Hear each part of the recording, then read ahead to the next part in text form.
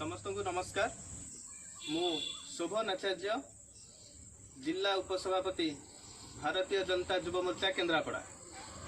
बंधुगण, आमे समस्ते जानिछे माननीय प्रधानमंत्री श्रीयुक्त नरेंद्र मोदी नेतृत्व में भारतीय जनता पार्टी 8 वर्ष सफलतार सहित पूर्ति करी।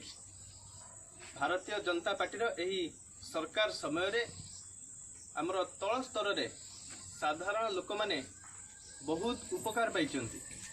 मु आज आसी पहुंची केन्द्रापड़ा जिलार पाटकुरा निर्वाचन मंडली अंतर्गत कुसियापाड़ ग्राम पंचायत रे। बंधुगण, मो सहित लाभार्थी माने अछन्ति जो माने भारतीय जनता पार्टी एही सरकार समय रे बा प्रधानमंत्री नरेंद्र मोदी जो विभिन्न योजना मान रही तार लाभ उठाई।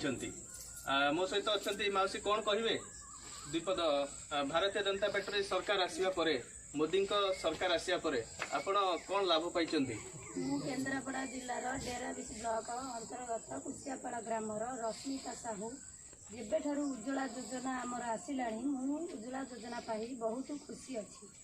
किंतु केंद्र सरकार आमर बीजेपी सरकार नरेंद्र मोदी को मु धन्यवाद जनाऊँगी कि उज्ज्वला योजना सब बड़ आमर रही था।